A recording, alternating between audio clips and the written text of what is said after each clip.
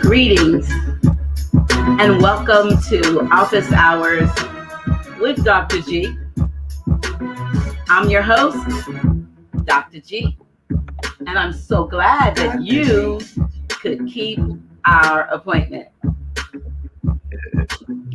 Tonight, I'm sure you're in for a great inspirational show with my guests. I'm sure excited, particularly with the subject matter.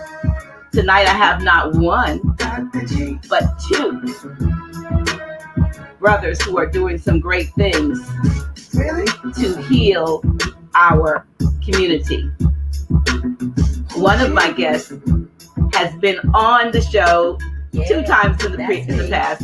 You may recall Brother DeWayne Hendrix L, who is a social activist. He's a writer, an author. He's a renowned hip hop artist. He's a coach, a trainer. He teaches, all kinds of martial arts and boxing and so forth. And he's very, very, very busy doing these things and still being a devoted father. And I'm so happy to have him back. But I have another guest tonight. Melvin Gipson, aka Professor Melly Mel DaHoodPostman, all the way from Khalifa territory. He's a thought leader, an influencer, a content creator, an at-risk youth coach. He's an image consultant. He deals with code of conduct and staying on code in the melanated communities. He deals with police brutality. As a matter of fact, he is a police brutality survivor. Tonight, these brothers are going to talk about the reawakening of melanated manhood. And then we're going to hear about the efforts that they are making to rewrite the quote-unquote narrative that for far too long has defined, challenged, and directed the trajectory of melanated men. Learn about what United Streets of America is doing to bring rival gang members together to make this a reality. Help me welcome to Office Hours with Dr. J, Brother DeWayne Hendrix L, and Brother Melly Mel. Welcome to Office Hours with Dr. J. Yeah, that's me. Okay, let me see. Looks like I'm a little stuck here for a minute, brothers. I can't get my screen to show your face, but welcome to the show. And I'm gonna unmute you because I muted you. Now let me see if it'll let me get. There we go. Couldn't get that thing off the screen for a minute. Welcome to the show, both of you. Thank you for taking time out of your busy schedules to be on Office Hours with Dr. G with this very, I want to call it a momentous and monumental show because I don't know how many people know about what you all are doing, but I'm always privileged to be able to converse with my guests and find out things that maybe the masses don't know yet. And the fact that you allow some of this to get out, get abroad, get spread abroad on Office Hours with Dr. G is exciting to me. And I'm honored. DeWayne, I want to thank you because not only, I know we're going to get into the USA, United Streets of America, but Professor Melly Mel, would you allow me to kind of like catch up a little bit with my brother who's been here before, I just want to thank him for, the previous appearances on the show and contribution to Office Hours with Dr. G. Awesome books that you got out. Tell us about it. Supreme Science. Supreme Science, does the Matrix really exist? And Red Pill Alchemy, can we beat the Matrix? Absolutely. And can you give us a little bit? And then of course you also have a children's book. Right, and I also my first book was actually a children's book called Ariel's Crown. It was about my daughter and the struggle she had going from a melanated, indigenous, cultured private school, and then going into the public school and being picked at and mocked and ridiculed because of her hair. So it's basically like a story of empowerment and self-love for the youth. And I actually just completed another children's book and just got the images for it. And I'm working with somebody to get it formatted properly. But the next children's book that's about to come out is called Joel's Journey. And just like with my first children's book, Ariel's Crown is actually named after my daughter, which is her name is Layla Ariel. Joel's Journey is about or named after my son. And it's about a little boy that has a past life experience and realized that he's a prince. So that'll be coming to the shelves real soon as well. Wow. And these books are available on Amazon. On Amazon, and anybody who would like to get autographed copies, they could just catch up with me on Facebook, and I do the autographed copies as well. Okay. And before we get into, the reawakening of melanated manhood, also wanted to, if you could just give us a brief update on your work with the, is it the, I don't know whether you're part of the Innocence Project or just a specific project with Wayne Williams, but can you just give us a little bit of update? Because I know you did mention that a bit on at least, one of the previous shows. Yeah, so based on current legal situation and what some people have done to try to infiltrate the movement and stop what is taking place, I am not necessarily at liberty to talk about where everything is, but I will tell everyone that I'm excited to be working side by side with my colleague Alex Baber on a project that will not only bring finality and justice to the families in the Atlanta child murders, but what he and I were able to do once we met each other last year. We was able to connect missing pieces to a lot of different murders, in which some of them are some of the most famous cases known today. One being the Zodiac murders, another being the Oakland County child murders that took place outside of Detroit, Michigan, and where some Caucasian children were murdered. And then also there were murders that took place in DC that were called the Freeway Phantom murders. So these are some of the most famous unsolved murders in the history of America. And basically this is about to be the biggest true crime case ever.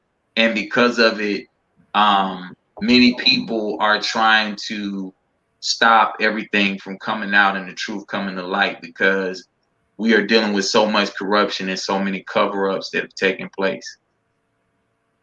And I believe you all were able to find links between many of these, if I'm not mistaken. Correct. Okay. Correct.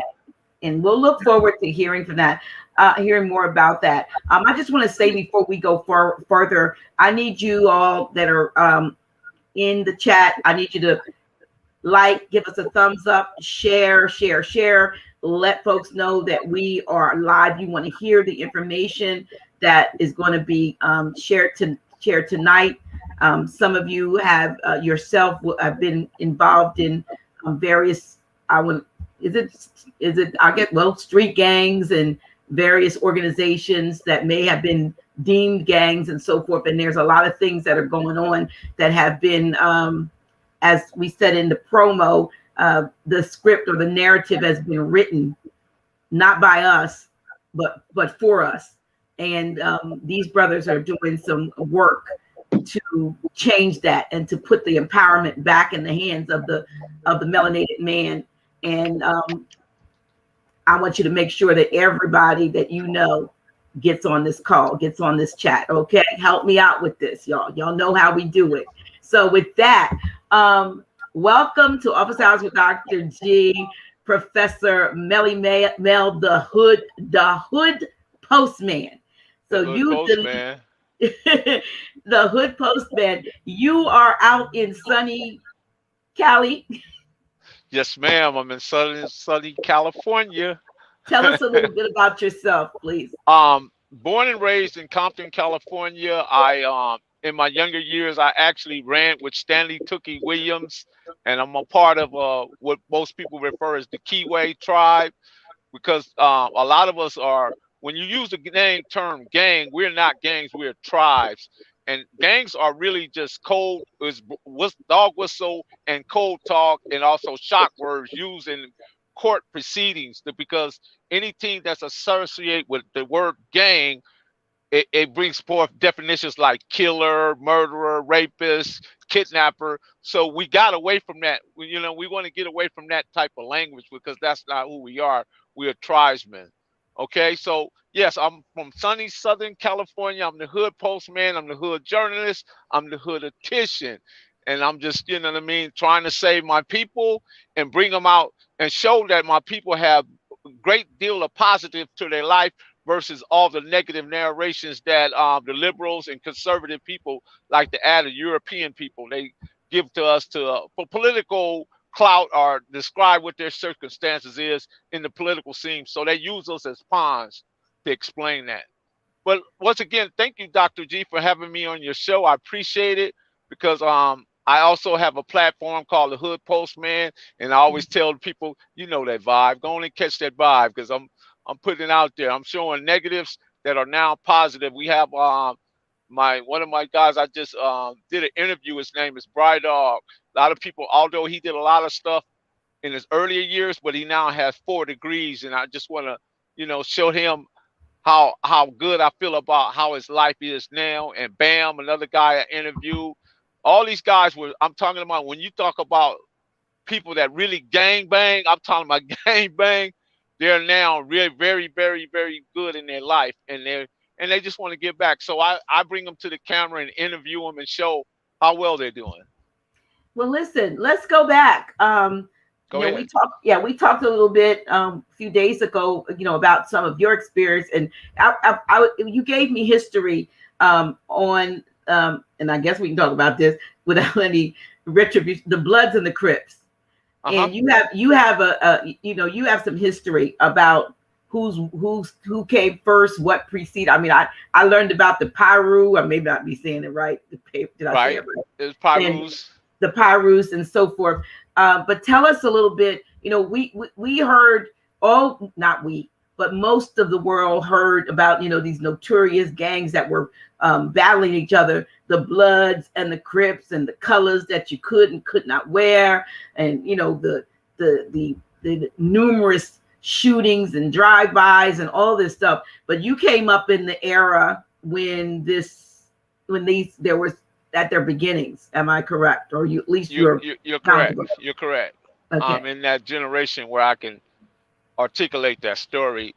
Well, the original story was like, the guy that started is a guy named Raymond Lee Washington. Raymond Lee Washington was born in 1953 in East Los Angeles off of 76. And what happened during this time when he came up, you had what was known the 50s, during the 50s and 60s, right? And this was when the Slausons, the Avenues, and the Businessmen were created. All 3 of those tribes were created because of the Spook Hunters. The Spook Hunters was a white group of people, Europeans, that lived across the tracks. And during this time in California, believe it or not, our melanated people wasn't allowed to live on that side of town where the Europeans were. And the tracks, it was the Alameda tracks, sort of divided to 2. Mm-hmm. And they lived what it was called in Downey, Southgate, Downey, Southgate, and Huntington Park. And during that time, they would come across the tracks and come into the melanated people's community and attack them. And what would happen when the brothers, the melanated brothers, would try to go back and retaliate, that's when the police would get involved and they would attack the brothers in the melanated community, and they would allow the Europeans to come over and do what they. So Raymond Lee Washington grew up in a time seeing this, right? Mm-hmm. So he wanted to be a part of this legion that was protecting the melanated community, because all 3 of the guys I named, the Avenues, the Slausons, and the Businessmen, were formulated to protect the community.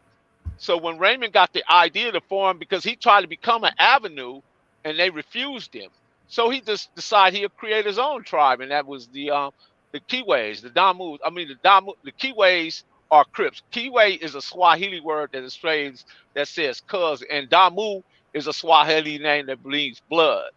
So just so everybody can be clear on that. So what the happened? Kiwi, let me just correct. So the Kiwis and the Damus are the Crips and the Bloods, or did I say it backwards? Bloods and the Crips. Which who's who? Kiwis are Crips and Crips. Damus are Bloods. Okay, well, because I've never ever heard that. We just those are Swahili words. And so, is this what the brothers in the tribe called themselves, or did they? Well, this language had to be learned behind the walls of the penal code, the penal system, because they needed a way to communicate so people wouldn't understand what they were saying. So they adapted the Swahili. Okay. So these were like, they had what was called CCOUBN, the bloodline, and blue notes. These are all tribes that existed behind the prison walls. Now speaking of prison, how did it seem as though? It seems as though It seems as though many of our brothers were actually railroaded and forced in that pipeline that we call they call it now the school to prison pipeline, but that pipeline that exists, absolutely, that has the intention is to not give proper we thought it was education, but we kind of learned that education is like for animals, but erudition. So they weren't getting the proper schooling and things that they need in preparation to be successful in life. And that most of these brothers came together as tribes because maybe it was like kinfolk, family, if I'm not mistaken. Mm-hmm. But it seemed as though they were being railroaded or herded, I'm going to say, like cattle, into the prison pipeline system. So many of them, is that the place where you saw a lot of them become hardened or? Yes, there's a lot of places that, first of all, let me say this. A lot of our brothers and sisters suffer from information malnutrition, or they was information poor. So they didn't really understand the circumstances that what they was in. So once again, when they're using the word like gang member, other words, it's like tipping the hand of the jury. How can you win if somebody's calling you a gang member when all the definitions are everything within the law book that they have lined up, whether it's murder, rape, or mayhem, or kidnapping? All those definitions fit the quote unquote title gang member. So it's a dog whistle for when you go into court. You can't. How can anything be fair about that when the seed is already planted in the jury's mind? So you're automatically guilty. How can you win there? So the lose-lose situation. Wow. Okay. So back to the formation of the Crips, right? There was a Crips first. All right. The Damu. I'm gonna get the. It's Kiwi. The Kiwi. I'm gonna get the right. I'm gonna just keep them in there. What we know them to be. When they were formulated, what the purpose was? One, you mentioned to safeguard the people, protect the neighborhood, protect their communities. Yes. So what happened? Real quick, Dr. Go ahead. About that, because I don't want to lose this opportunity to address what you just said. And this is why it was so imperative that something like USA got formed. Because what I started to see, and Melly Mel will profess to this to you, Los Angeles County, the ratio of Crips and Bloods is 3-to-1. So for every 3 Crip sets there's 1 Blood set in Los Angeles County. So that's LA, Compton, all of the surrounding areas. And what I started to see was the phenomenon of the fact that there was so many Bloods in all of these other places. And then I started paying attention culturally to what was going on. And I started seeing the fact that all of these rappers that were promoting being in gangs were claiming blood, right? So to give everyone an example while they're paying attention, Lil Wayne started out his career wearing blue rags in his videos, and then he ended up wearing red rags. He went on TV, kissed Baby in the mouth.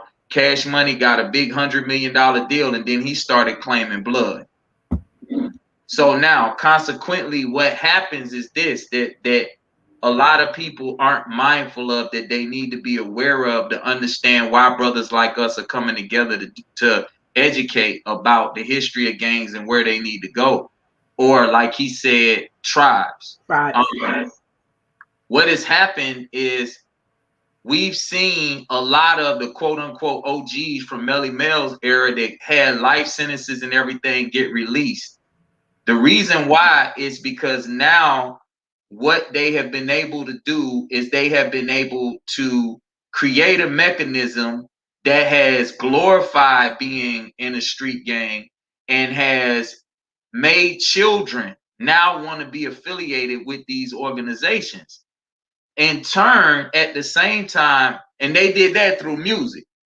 At the same time, what they've done is they've created a precedence all over the country that every state now has some sort of gang injunction or gang statute or gang database. And what happens is, if you are now affiliated with the gang and you commit a crime, you get what's called an enhanced sentence. So now, if you do something that will warrant you going to prison for 2 years, you'll end up getting 7 years or 10 years. So this is why they were able to let all of these older men come home now, because they're trying to fill the penitentiary up now with a whole new younger generation. And so much so, now they're trying street gangs with RICO indictments, which is the same federal legislation that they created to go out and get the mafia. Yeah, the racketeers back in the day. Right. So now what they're doing is they've created a mechanism through the music culturally that make children say gang, gang in all their music, right?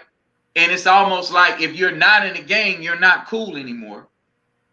And then on top of that, they're creating a mechanism to where this kid who's 17, 18 years old, who may be just young and is involved with the wrong crowd, could potentially get a life sentence for something he do. You know, so I just had to put that on point based on the question that you asked about the prison system, so that everybody understands why something like USA is so important. And again, look at the language they use too. I just wanted you to just again say what that USA stands for. USA stands for United Streets of America. Exactly. And the brother that Melly Mel mentioned earlier, Brydog from Carver Park, is like my big brother, and he and I met in 2013, and we formed USA in the federal penitentiary system. Right. So what people are seeing now are the manifestations of something that he and I have been discussing on putting together for the last 8 years now. And so have you been actually yourself in the system, or were you just working with, because I know you worked with people to free the innocent, or am I getting into your business? I mean, the statute of limitations over with, right? I'm supposed to be under the jail for some of the stuff that I got away with, but I got away with it. So I just leave it at that. Okay. But you've learned the error of your ways, and so the good thing is that what you're doing now is trying to stop other young brothers from following. Correct. I get it. Now, we talked about this a little bit, and I'll get back to you, Professor Melly Mel, but we talked about this the other night, and I was telling you that I had listened to some, some Caucasians, some Albions talking about how in the 90s, some of the top producers, rap producers, were brought to California, summoned by some of the powers, I guess the higher ups in the music industry, and were told one that they had to sign NDAs before they even told them what the meeting was about. Heard that a lot of them walked out like, we're not signing no NDA. We don't even know what you're talking, what this meeting is about. And then somebody came out when they walked out and said, listen, if you're not at the table with this, things are going to happen with or without you. So they come back in, they sign the NDAs, and then they hear that the music, these I don't even talk about their so-called ethnicity, but we already know, right? These folks have now invested in the private prison business, the corporations, I guess Prison Corp, PCA, or whatever it's called. They had invested in that, and that they were going to change the music, what we were thinking of, like, was it hip hop? And I don't know, when we used to listen at, Kool Moe Dee and all of that, now it's going to go to gangster rap, because that was going to be the mechanism that was going to be a major mechanism of feeding the pipeline. So I don't know who these top melanated producers were, but obviously they signed on for it. Well, absolutely, because when you listen to the music, it's all built around headyism. You become intoxicated by the lyrics and the beat, the drum beats. You know what I mean? It's like it just draws you in completely. You know what I mean? It's almost like you living that rap out in your mind, and then next thing you know, you got individuals that you got a lot of our youth that's taking. They don't. Prior, people used to get high. Maybe they drank a little weed, smoke a little weed, or drank a little drink. But now you got people, they take like 10 different type of narcotics at one time. So it's even worse now, you know what I mean, with the music that's being played. Because I grew up, when I liked to rap, it was X-Clan. That was like one of my favorite rap groups, and they had the message, you know what I mean? It was just the message and the words they chose to speak to us when they talk about Haru and the meta nectar and the hieroglyphics and stuff, Black Watch, red, black, and green, you know what I mean? Those things I related to. It rang in my soul, So, yeah, of course, when you bought out, I think most people probably would look at NWA for the start, and of course Ice-T, the start of this, you know what I mean? And it all started in the West Coast, like you're saying. But the Jimmy Iovine's and the guys Jimmy Iovine is probably one of the biggest guys in there that run this rap, gangster rap music, So yeah, I would say that's true. Yeah, that they were told they had to do it because either you get on board or you get steamrolled over, but it's going to happen. But also, I want to point out before we get any further, look at the language that the kids now use. Like the brothers, like Brother Haru said, they use gang. Now, both the guys and the girls are dudes, bro, and bruh, and or either nigga. They use them 4 words like every other word. It just amazes me how the young sisters are just allowing these guys to call them bro and bruh and dude and nigga. You know what I mean? It's just, and it's all coming from the hip hop community, because the hip hop community is so down on some of it, not all of it. There's a percentage of it that is so linked into that culture, of what they think that culture is, as far as the Damu or the Kiwi. Is just that they thinking that's the vibe right there, and that's thinking, of course, they're making plenty money through the record companies and however they process that music now. You know what I mean? How they get paid for it. They doesn't get paid the same way back in the 90s and the earlier 2000s. The system is totally different, but it just amazes me how you see some of these guys walking around with the stacks of money up to their ear like they got a telephone, and you know what I mean, and they go to the strip club and just throw it all up. You know what I mean? Those can be funding community centers or funding after school child care and so many things within the melanated community, but yet they want to waste it on something that has no value, Right. And then can I add this and ask you, either one of you can answer the question. DeWayne, we were talking about this the other day, because I was listening, or was it today? Whenever I was listening to the gematria thing, and you asked me what I was listening to. He brings up the point that there's so many rappers, and last year in 2020, it seemed like a rapper died every month, sometimes twice a month, and it's still going on. Like they're, I don't know, like Murder by the Numbers and all this stuff. So they're getting caught up. I know you're a hip hop artist, and so the world. But what is it that these guys? Do they not know what they're signing up for? Do they not understand that rituals are utilized on a regular basis to sustain this matrix, and so they have to have fodder for it. They have to have fuel for it. And that what it is if you look at the trend and you start to see that they made sure that they started getting little boys, meaning that they get guys from the hood that's not a man as far as their mentality yet. Not to disrespect any of these young brothers, because a lot of them is just young brothers from the gutter that was born with their face in the mud, and they trying to figure a way out. A lot of them, and a lot of them, now that the world has became so small, a lot of these guys versus back in the day, a lot of these guys really are from the streets. King Von, who rest the dead, Mo 3, these dudes that got killed was really from the streets. So it's a situation where they're getting really young. They're putting a lifestyle that they've always wanted to emulate in their faces, and there's no education, like the brother said. There's no guidance. Because what has happened is they've made it to where it's not cool to listen to the elder who gonna give you the game no more, right?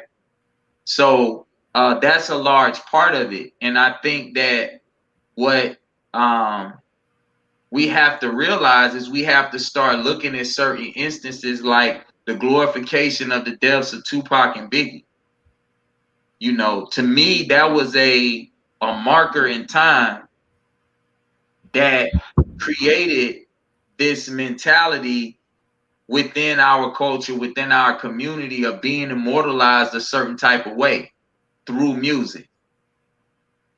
And for some people who are maybe less fortunate and are from the struggle, to them it's like a situation where I would rather die than being a legend than to not be known. You see, so it's a lot of different things that we have to be able to take a look at to understand it. Though it's not so cut and dry, and it's not just black and white. It's a lot of gray areas. And the only other thing I want to say to add to what the brother was saying a minute ago was that when he mentioned Jimmy Iovine, right?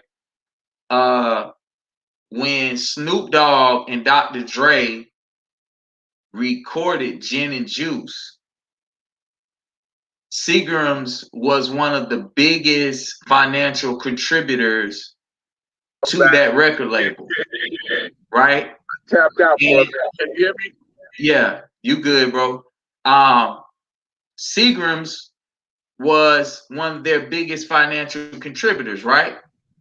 Now, dig this, Dr. G. When I was a little boy, and all my OGs and old heads used to say, boy, go get me that naughty head, right? That was the bottle of gin. And they only sold Seagram's extra dry gin. It was one kind of gin. And if you drunk it with orange juice, cranberry juice, soda, whatever it is, you actually had to mix it, right? After that record came out, Seagram's created the mixed gin and juice.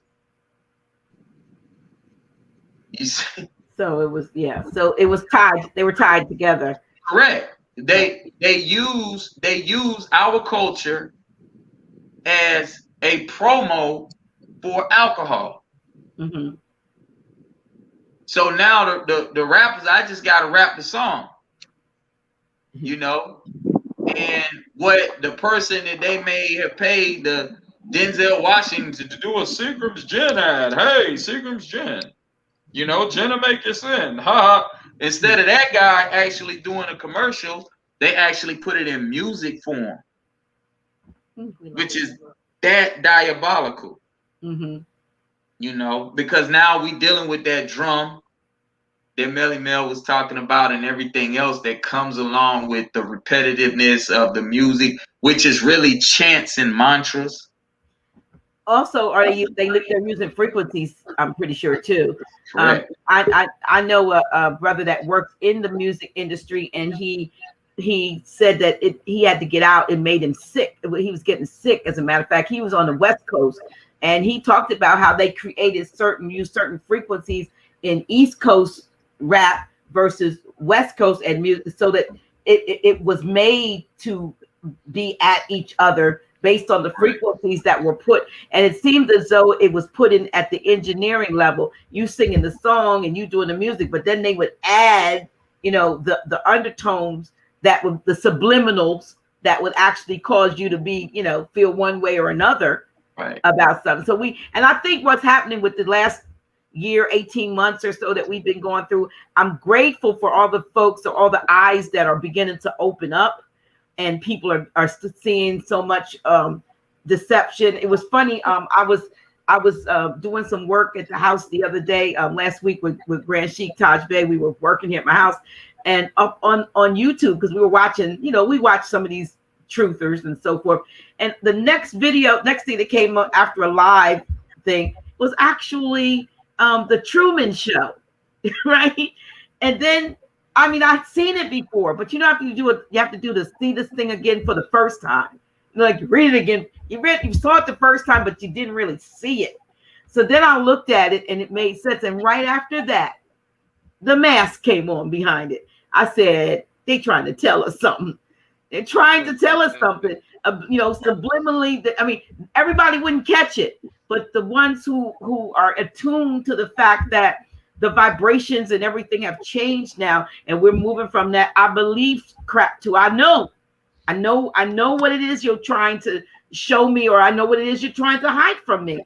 And so even with the, like I said, with the TV and the music, and with the gematria, it seems like, and I heard the guy say to these, he said a word to the wise to these upcoming rappers, to be careful when they give you a name, because a lot of times they're giving them names that correspond with numbers that work with their rituals.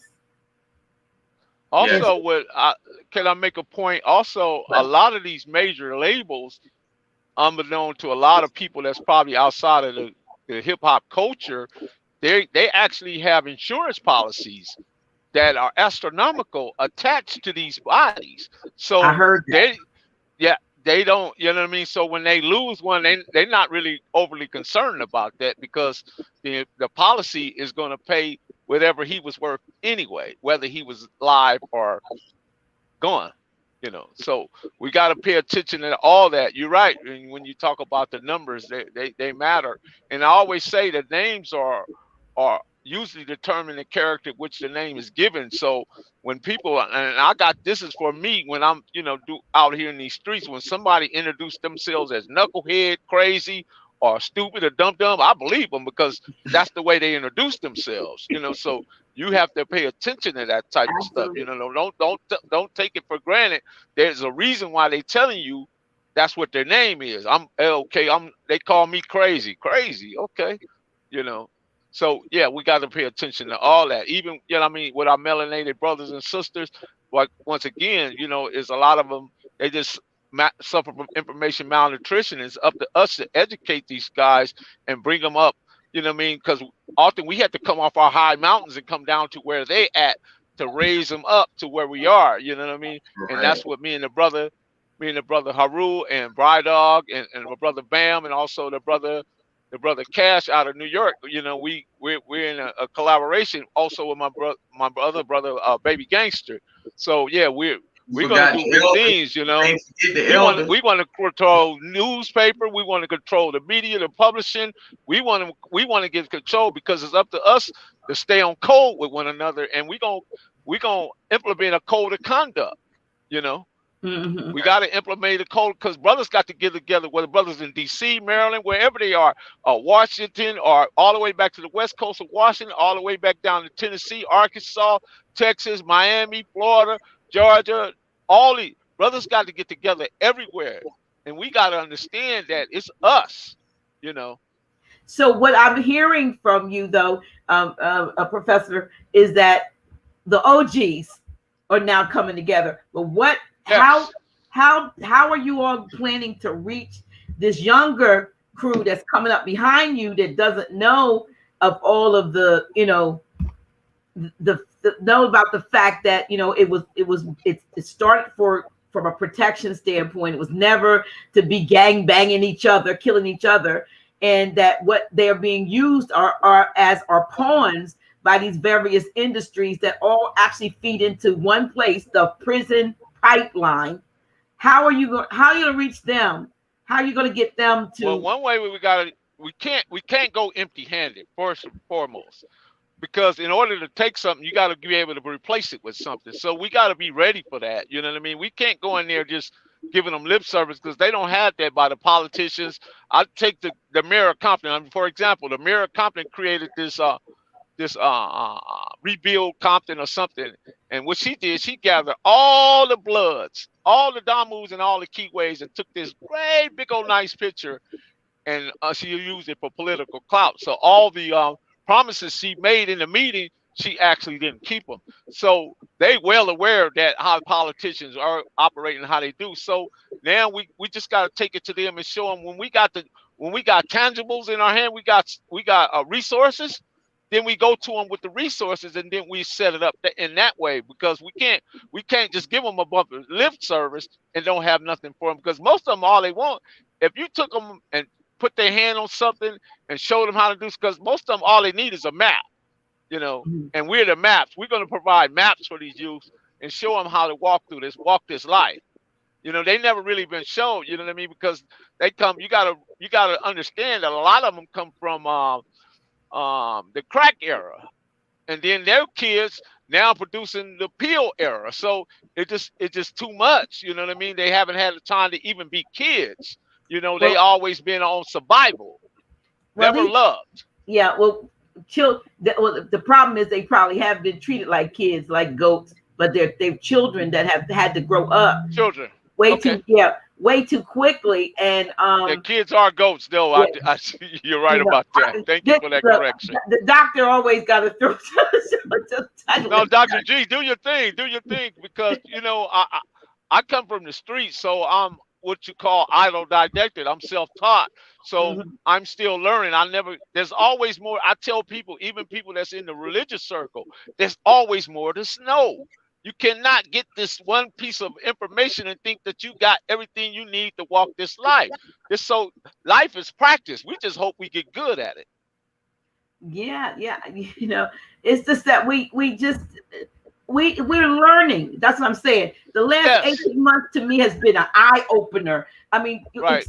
if you can prove to the people and they get it that this was contrived, exactly. whatever this is. I'm not saying that, but whatever this is. If you can say this was contrived and this was contrived, and here's a proof that it was contrived, then perhaps it opens the way for the whole truth to begin to come through, and they'll understand how they've been used as pawns in not only pawns, but literally, you know, because we can get over in that esoteric area and talk about how the dross, the energy, you know, I get off into, you know, I made a comparison, for instance, how arenas of the so-called Roman era, when they had the Colosseums and they were fighting the lions and fighting each other to the death and all that, they just moved that into like football arenas, baseball, you know, basketball arenas, and because the thing that they wanted the energy, the loosh. So there's essence from us that's so important that they want to put our young people, bottle them up really quick, and they're bottling them in prisons, canning them in prisons, and then drawing from them exactly what they need. And if you can show them how they're being used, perhaps it'll be easier to move them in how we can get lockstep together and defeat our common enemy. You know what I mean? Absolutely. And I'm not calling everybody who doesn't look like us the enemy, but there are enemies, and some of them do look like us. Absolutely. Yeah. There's some Negropeans out there. Don't get it twisted. Absolutely. So, I mean, I'm just saying, it's good that I'm going to say it because I'm an OG too. The OGs are getting together to I appreciate that. I'm a child of the 50s. I was born in 55. So, Dr. G, talk your talk. Talk your talk. No. I mean, because the sisters, we need to do it too. We need to grab these sisters that are being caught up in all of this BS, and you got to look like this, or you got to, think like this. And if not, we got people like, I forgot that guy's name, that's actually, degrading our women because, Dennis Samuels. Yeah, him. Yeah. Who has a questionable lifestyle. Most of the people that are pointing the fingers at people, if you were to examine their own life, they live in, they have a facade lives. And when I was in housing and development, if we wanted to sell a neighborhood and it was 2 raggedy houses on the block, the steps was falling down, the windows broken, we would knock on the doors and say, hey, we have a program. What we're going to do is we're going to fix your steps. We're going to paint the outside of your house. And the only reason why we did it is because we wanted to sell the rest of the neighborhood. The inside of the house could look like jack shit, but we didn't go in there because they messed up on the inside. You see what I'm saying? And people have these facade lives. We call it the facade program. But people live their lives as if they got it all together. And these are the things that have become traps for young people, or women, or young men. I want to be like him. I want to be like her. And her ain't shit. He ain't shit. I'm just saying it like it is. For real, for real. And they're not role models. That's a part of the part of the glamorization of the social media era that people have to understand. And even more so, one of my favorite hip hop songs that came out in the last few years was the song "They Do Anything for Clout," because even what has happened is even guys that's supposed to be from the street, and that's why Melly Mel is saying we gonna make sure people is on code. We gonna let them know, right? A guy who is from the street ain't supposed to do certain stuff, no matter what. Bottom line, because you already know better, but now because what has happened is so many people have become successful and made money, right? Based on the social media environment that we're in, people who have street backgrounds and supposed to hold certain standards, morals, codes, and ethics, they do anything for clout because they're looking at the end result of the kind of money that it's going to make them. But when I was in the streets, we used to say all money ain't good money. If it's a dude that's hustling, but I know he a pedophile, I can't deal with him. I don't care how much money you getting, and I don't care how much them dudes over there is afraid of you or whatever. You a pedophile. I don't want no parts of you. So we have to be mindful, even going back. Look at what they did. I'm a savage. Like, we glorify being savages now. They even got a thing now where they say, I'm on demon time. What about Lil Nas X and this crazy blood? I mean, that's all a part of it. They sold him to the children first, right? Now check this. We already know what Miley Cyrus is all about, right? Miley Cyrus's dad, Billy Ray Cyrus, brought her into this madness, right? They get Billy Ray Cyrus to come along and endorse Lil Nas X. But what people didn't see is the fact that Lil Nas X was purposely being attacked by people that we would consider to be our enemies in the media for a reason. See, that's all part of the psychological warfare that they do. The person that they want you to gravitate to, they attack them in the news media, or they attack them on social media. So that now we say, oh, he looked like us. We got to stand up for our brother. And you don't even realize that this cat already done sold his soul to these folk, and they're placing him in front of you for a reason. Social media, right? Social engineering. Mm-hmm. It's all part of the process that our people don't see. And that's why, like I tell people all the time, I could Olmec you and Kemet you and this Native American tribe you to death. But in 2021, if you don't understand the mechanism that's keeping you as a mental and psychological slave, it doesn't matter how much you learn about history and, but you know, we're the Moors, right?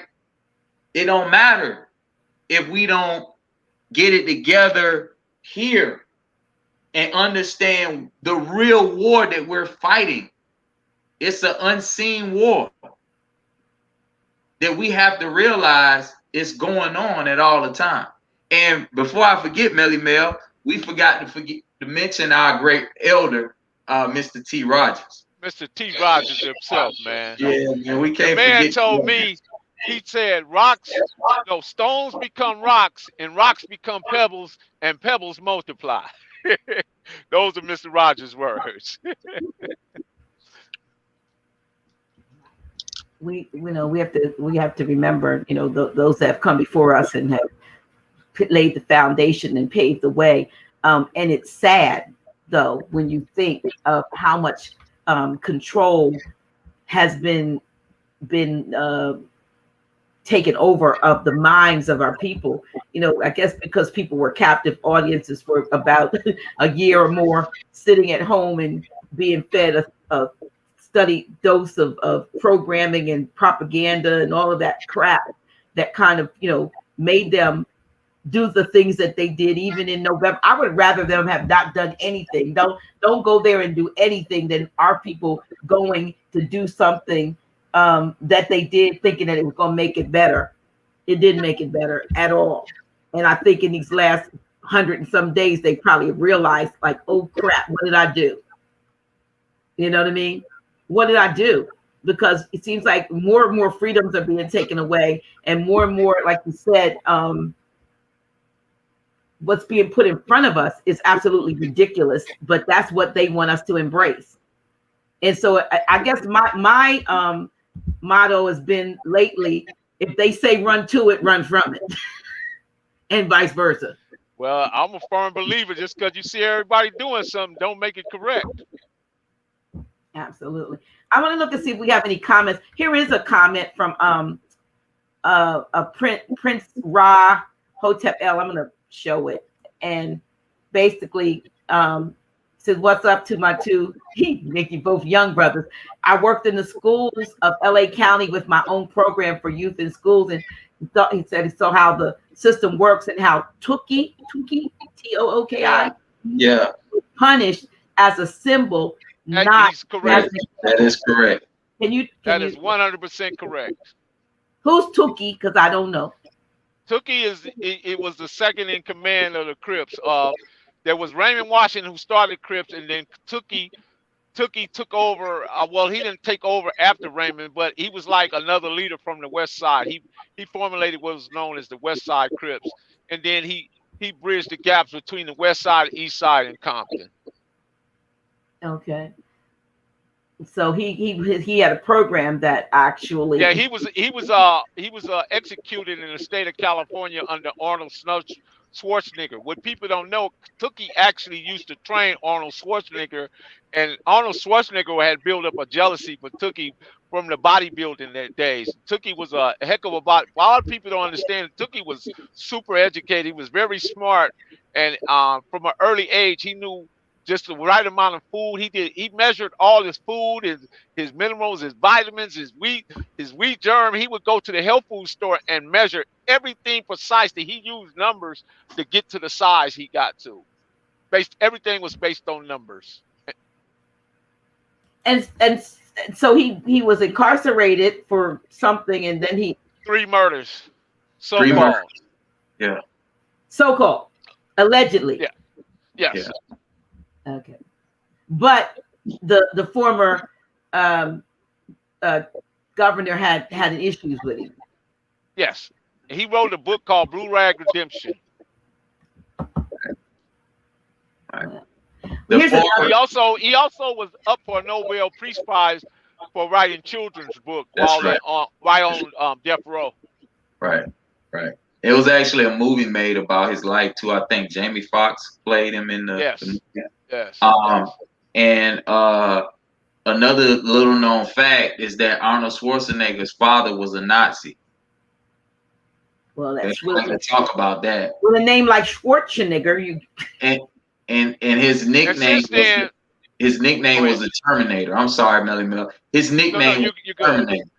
The father's nickname was the Terminator, and then he plays the Terminator in the Terminator series. What did the Terminator say? I'll be back. I'll be back. Tookie also, since the execution of Tookie, there was been no more executions in the state of California. That shows you how targeted it was. Tookie was the only man executed. I don't remember how many years before there was any, but he was executed, and then since then there's been no more executions. And when was he executed? I can't. Was it 2004 or 5? Yeah, it was something like that. It was like 2004. Yeah. Yeah. Wow. It's been quite a while now. Here's another question. It might have been even a little further up, but yeah, he was executed though. Wow. Well, here's another question. Could Just Ice, I guess, have been considered a gangster rapper? My brother and I were debating this last week, kind of. Ice-T was known as the godfather of gangster rap. I think he said it says Just Ice. Is there somebody named Just Ice? Yes.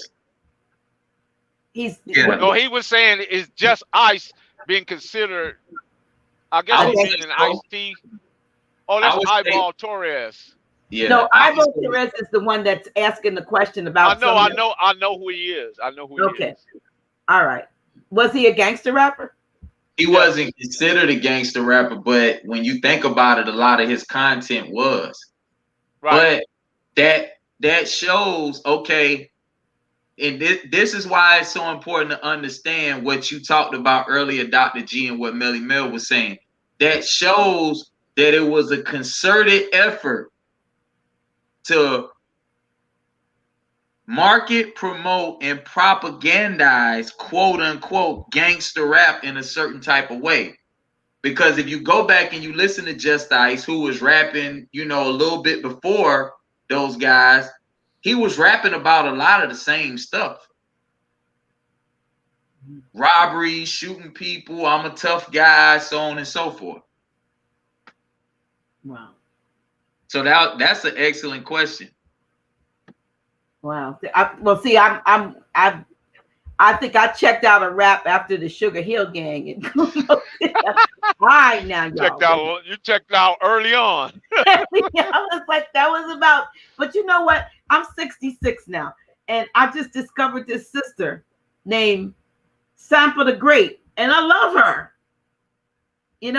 And she's a rapper, and I hear what she's saying. I listen now. I'm not one of those people that just bounces to the beat or something, but what you're saying, you know what I mean? Dr. G, you got me by 4 years.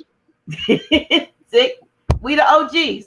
But what I'm saying is, I like what I like, you know what I mean? But I don't allow myself to be permeated with stuff that's going to mess me up. You know what I mean? I don't want to be. I know it can happen to any of us because nobody sets out to be mentally raped, if you will.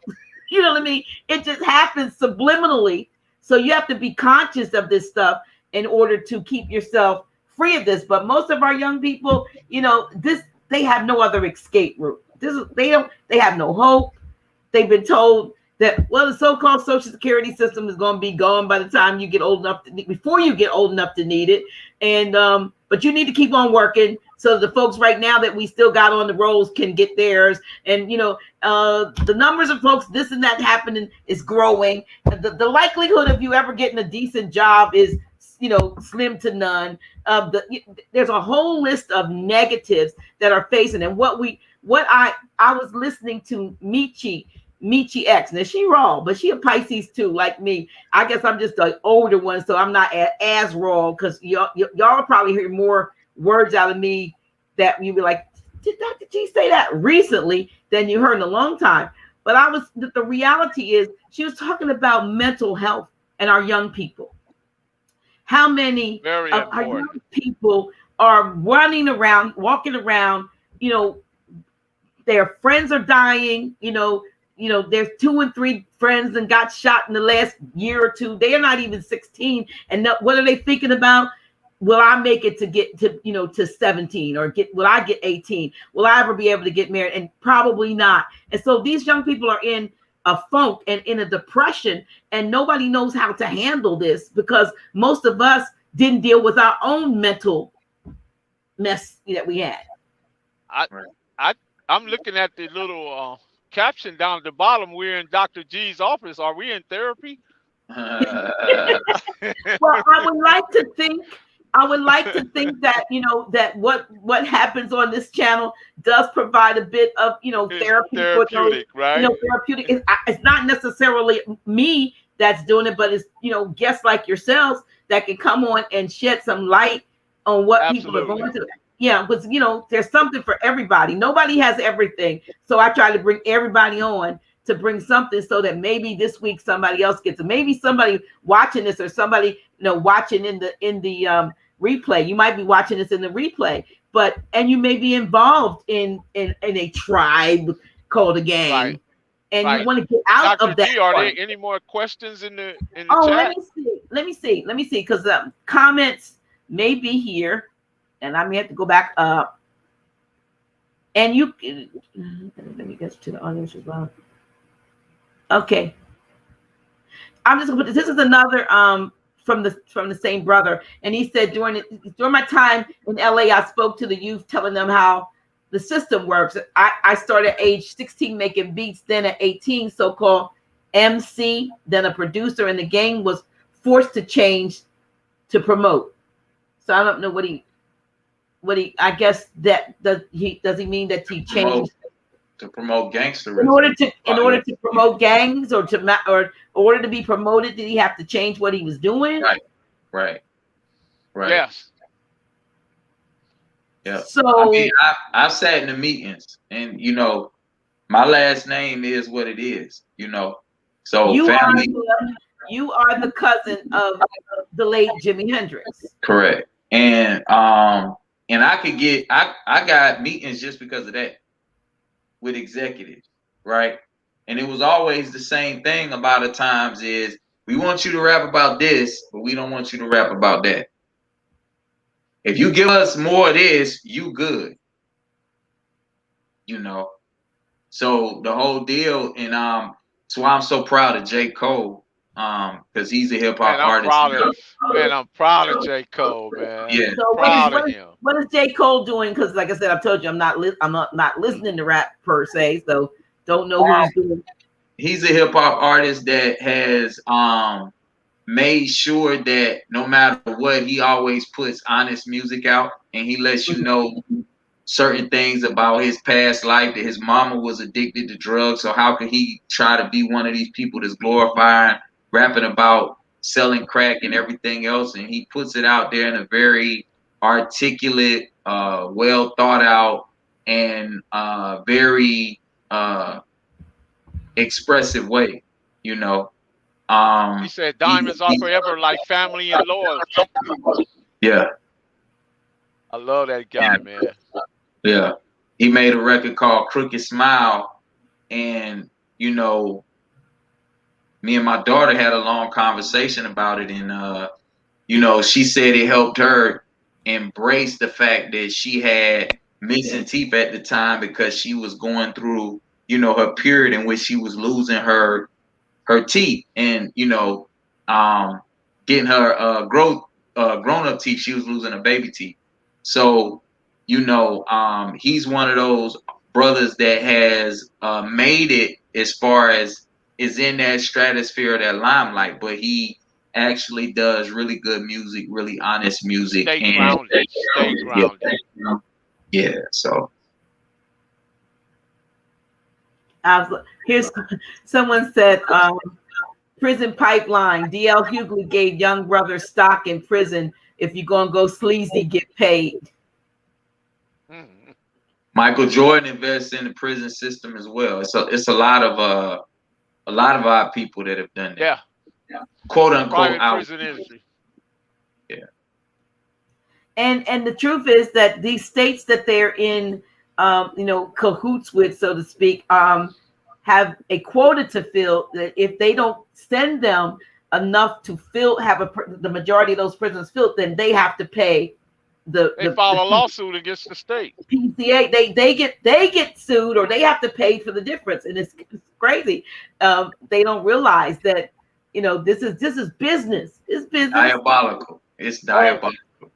I used to work in the prison as a volunteer when I was a pastor, and 3 times a week at least I was in the prison up on the pods, you know, up in the pods doing one-on-one counseling. But I had about four brothers that I counseled on a regular, and then I would come once a month and I would do what they would call chapel service. So I would preach. They would bring down, say, a pod, and so it might be 200, maybe 150 to 200 brothers in the chapel, and you know, guards would be all around the back and all that, and I would preach a sermon, and it was, you know, I took the opportunity when I was there.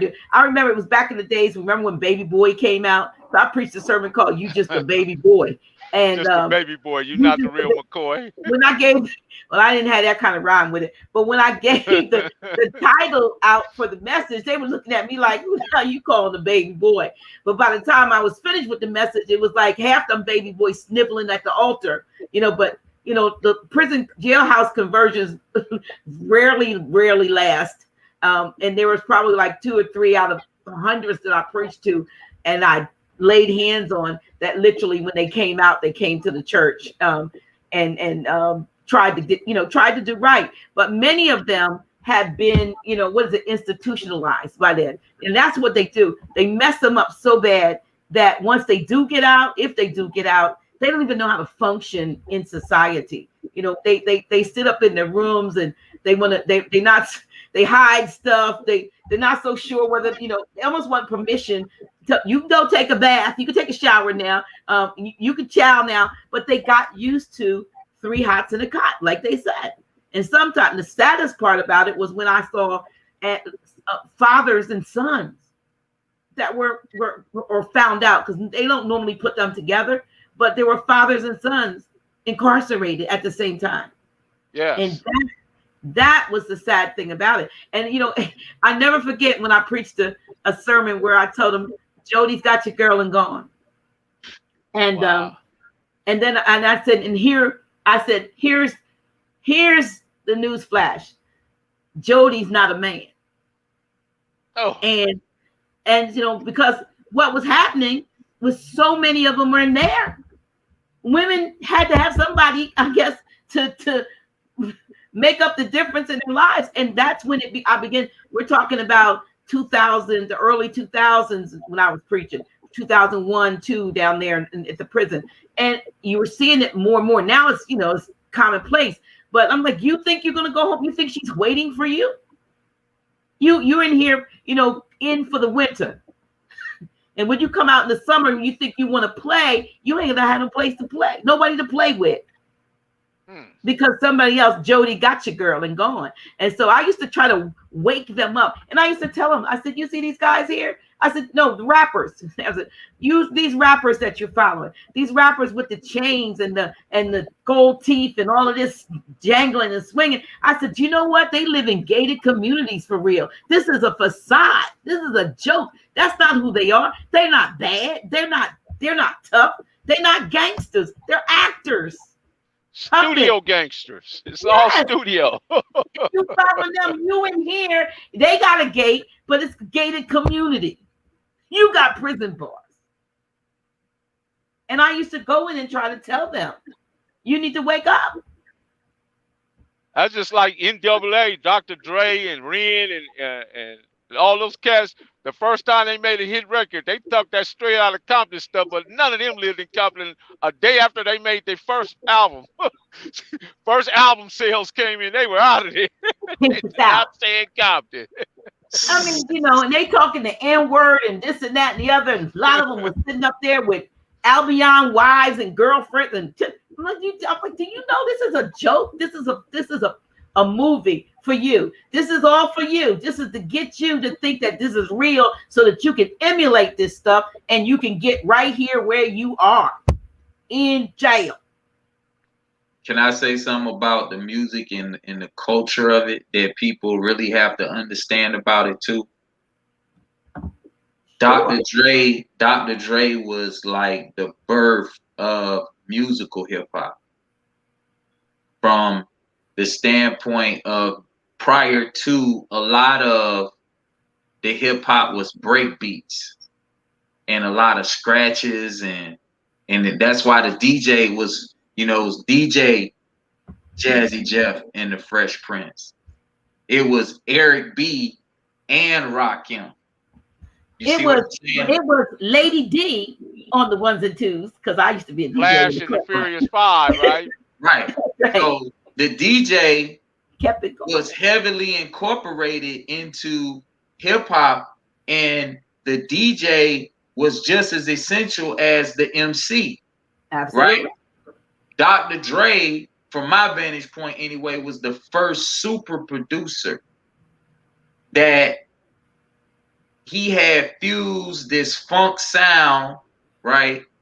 And the music that he was coming out with was so soulful, but it was hip hop, you know, and it really grabbed people. And still to this day, if you listen to most hip hop artists, they will tell you, like, when you get in the studio with this dude, he the one who could tell you how to say this the right way, and he do this, and he tell you to do this and take that out and say it this way and everything else. You know, he was, you know, I'm not saying that prior to it wasn't some people that may have been equally as talented as him or whatever, but he was that first guy that touched the hip hop industry in that way, to where his ingenious really affected the culture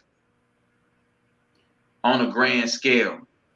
But do you think that all of this stuff is always the invention of the people that they put in front of us to say they did this, or a lot of these things manufactured for it's a gift and a curse? And I mean, Melly Mel could attest to it more. I mean, you know, they was calling Dre a studio gangster and everything else back in the day, you know. So no, I was thinking about the Laurel Canyon stuff, that, you know, the strange happenings, right, and how the whole hippie culture turns out was a psyop. It was all CIA mind control. CIA. Right. All of that stuff. Most of all those so-called musicians, the Mamas and the Papas, the Doors, and the whatever Grateful Dead, they were sons and sometimes daughters of high-ranking military officials that had mostly been trained, had been conditioned over here on the East Coast, and then sent over to Cali to start that whole thing for PSYOP. So what's to say what we see? Even though we've had faces, we got what's that guy's name? What's the guy from YouTube? I mean, Facebook. You got Zuckerberg on the as the face, but is he really the mastermind behind it? So you got people like Dr. Dre and some of the others as the face, but who's to say that even that wasn't part of the psyops? Because I believe when you go back, we're getting out of hip hop. When you go back to the Otis Reddings and the Sam Cooks and all them that were trying to do their own thing, that's when purity of when the blues and the R&B and all that stuff was more like pure. And then they were like, nah, we're not gonna let y'all do this because we're gonna control this. Right. And we're gonna be able to put in it what we want to do with, to the folks, have the outcomes that we want. You want to hear something about Otis Redding? Sure. Otis Redding and James Brown was business partners. So that's why James Brown ended up being strung out on drugs and everything else, because he was messed up that what him and his homeboy was trying to pull off got his homeboy killed. They both from Georgia. Mm-hmm.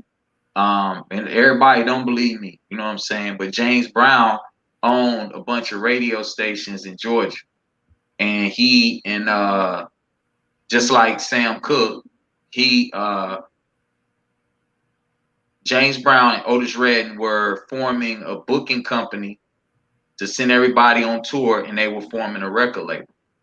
Right. Just like Sam Cooke was forming a booking agency and a record label. That's right. So, I mean, you're absolutely right about that. What has happened, though, is now it's so commonplace that we have so many people that are willing to sell their soul, right? And they are willing to go out and do these things, even more so, for instance, with Atlanta, right? I lived in the A when Atlanta was the A, and it wasn't no gangs like that. You could go outside and you didn't have to worry about what you had on. You didn't have to worry about whether or not, you drove through this neighborhood and things of that nature. But now it's not like that. But when you look at this rapper that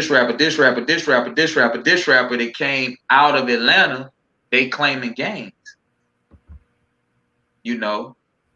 But these gangs wasn't even in Atlanta when you was in the streets, homie. So how but they actually agreed to go do this because all they looking at is the end goal for them is the monetary gain and the fame. They're not looking at what it's doing to the next generation. Again, that's why USA is so important for people to understand what it is that we are embarking on, and the importance of and significance of a movement like this, and to go back into it, because I don't want to misrepresent what we stand for and what actually is going to transpire. There will be women that will be a part of this movement. The people that we mentioned earlier, myself, Bride Dog, Melly Mel, Gangster from Santana, T. Rogers, and OG Bam from Front Hood. That's like the brain of it, or the round table that came together on one accord to work together to accomplish this. But we do, everything that I do, I operate from the standpoint of my eye, which is the first universal order. It has to be balance. It has to be righteousness. It has to be justice, and we can't have that if we don't have the divine feminine present. So it's not just something that's just going to be all men. So how are you going about getting those who are in these gangs / tribes to be a part of United Streets of America? Well, what people have to understand is that somebody like Melly Mel, being where he's from, he could go into these neighborhoods and walk up to these young dudes and say, hey, bro, this is what we trying to do. This is what we working on. And they're going to be receptive because they know his story. They know what he put into his tribe. They know all about him already. you know. So it's not somebody from the outside coming in trying to tell them what they supposed to do and how they supposed to act. And the same goes for all of them. And the reason why I respect the OGs that are a part of this that I came in contact with is the fact that from the very beginning, Brad Dog, he said, if you think I'm gonna tell you this and I'm gonna tell you that, you got me twisted, home. I'm just here to let you know what your end game is gonna be. And is your end game a dead end game? You know, and he breaks it down, and I, you know, hopefully eventually he could come on. He couldn't be on with us tonight, but hopefully eventually he could come on and explain all that to you. But that's why it was so polarizing when he and I first met, because what I didn't want to happen is I didn't want this to be something that is certain men from a generation chastising men from another generation. Right. You know, I didn't want it to be a situation where we were talking down or talking at the youth, because that never works. No. And what I always try to do is I always try to put myself in the mind frame, even from a parent, right?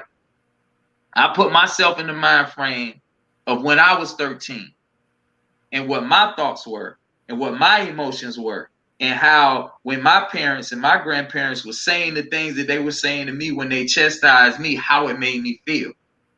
And I always try to be consciously aware of that, even when I talk to my child, even when I am right and I'm telling her something right, I still am mindful of the fact that I remember how it was for my elders to chastise me in the way that they chastised me, you know.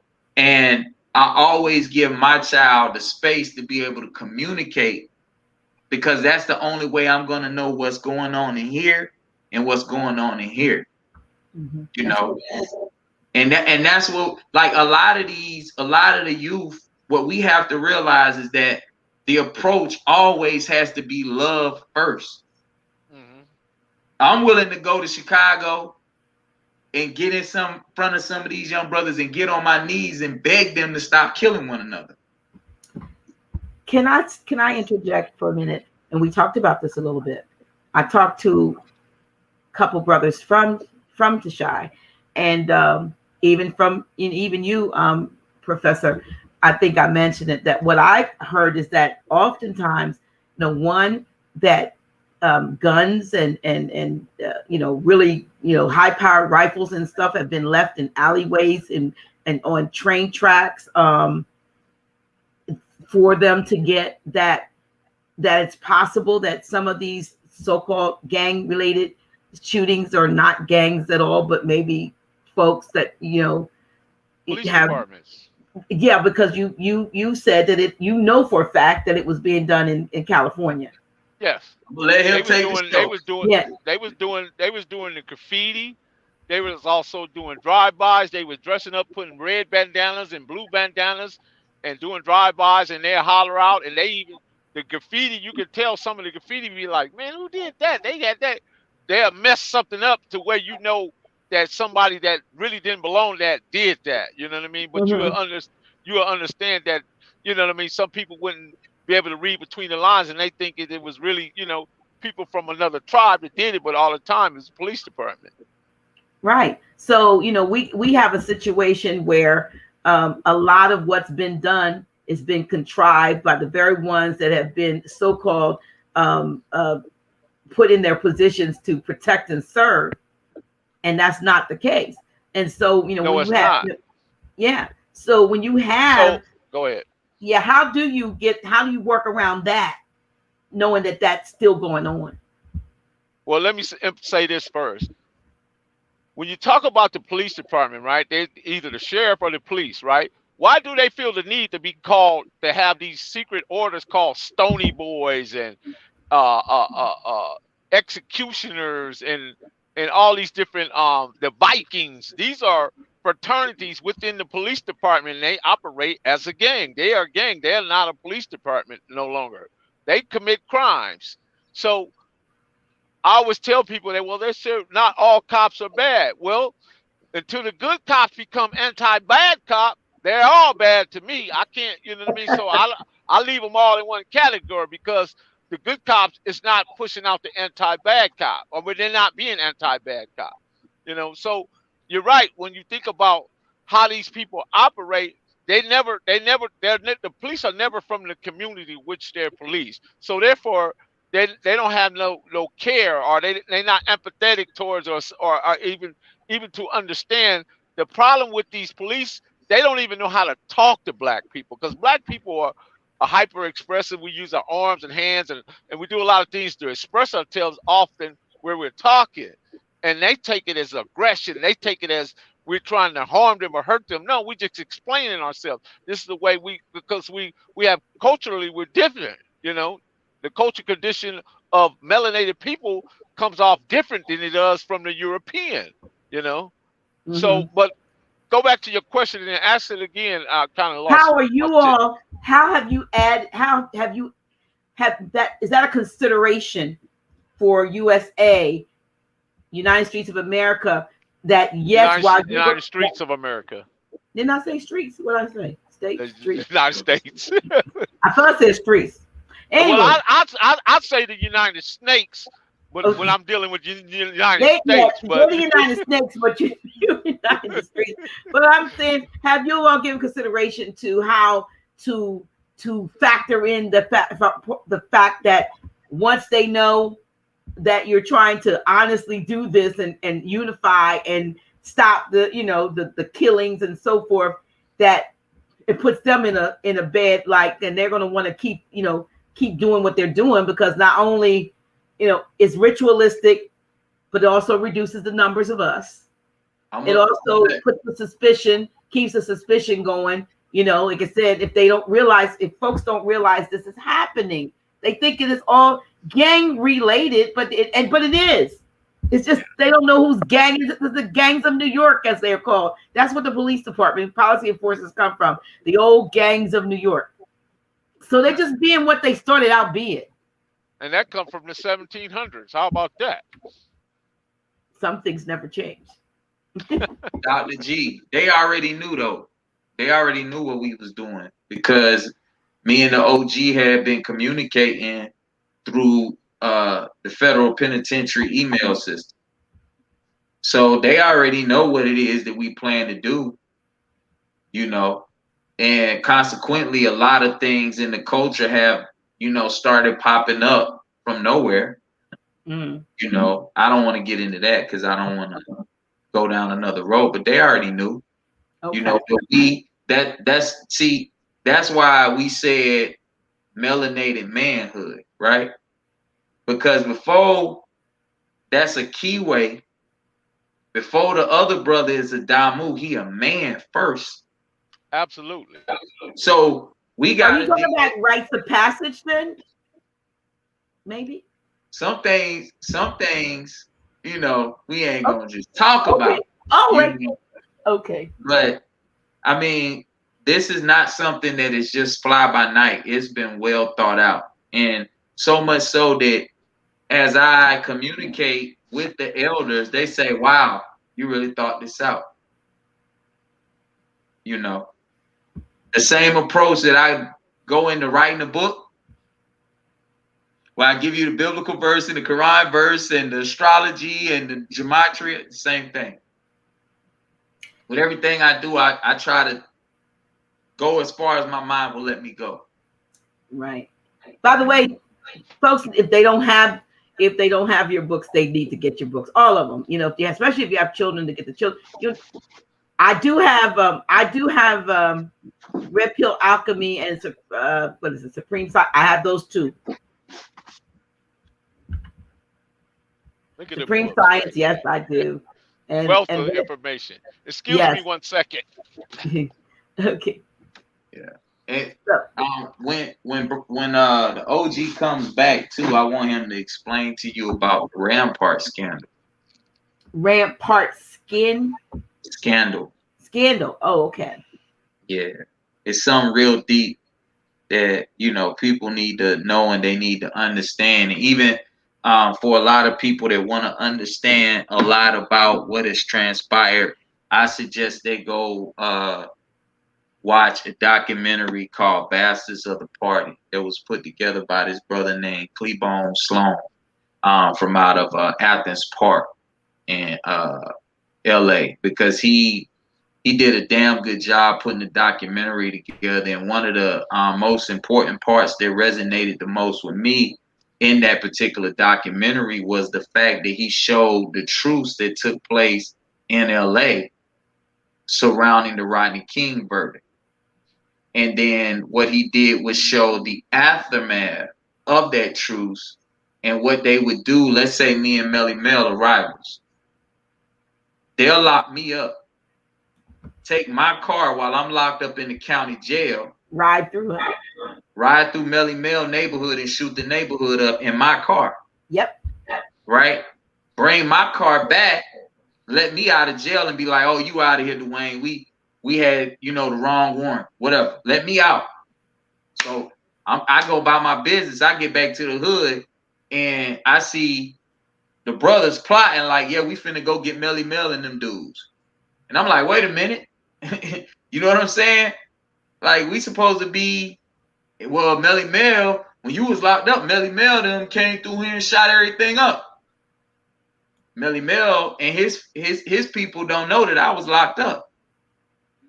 And I wasn't even the person in the car. That's the type of stuff that they've done over the years.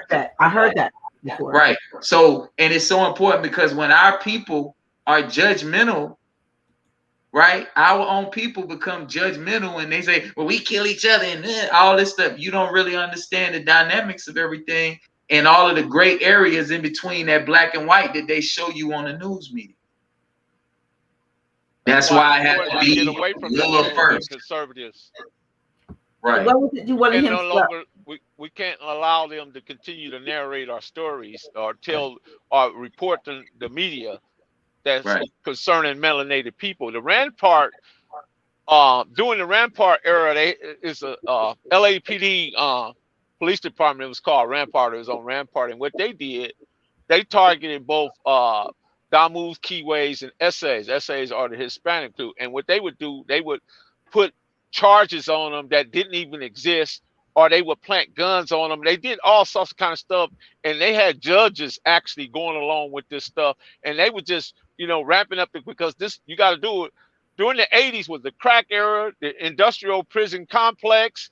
There were so many things going on through that era that all came together at one time, and it evolved out of these judges, these prosecutors, and police department. They was all on one accord, and it's all based on money, commerce. It's all about commerce. They get bigger budgets for police departments to militarize the police department. The hours go up for because everybody wants money, whether it's police or whether 9-to-5 guys or whatever you may do. Anytime you can get more out of the circumstance, and you can do it. I mean, most people do it rightfully, but the police departments, they do it illegal because they create these crimes within the community that really don't exist. So therefore, that means more money. They need more money in the police hour. They need more overtime and all this stuff. So it's just a money chase for them. And all they got to do is to create the scenario. It's like the Wizard of Oz, We would have known that the little feeble man was behind the curtain if Toto hadn't pulled the curtain back. You understand? We'd have thought it was this all-powerful person, you know what I mean? But all the time, it's just little old feeble white man, or Caucasian, Europeans. Yes. That's pulling the strings. So these things still go on.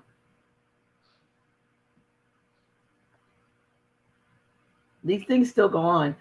Mask or they wear masks that look, they may be. The mask is so outrageous. The mask will look just like a real, you know what I mean? A real. Oh, yeah. Yeah. I think they got masks in higher places than we even imagine.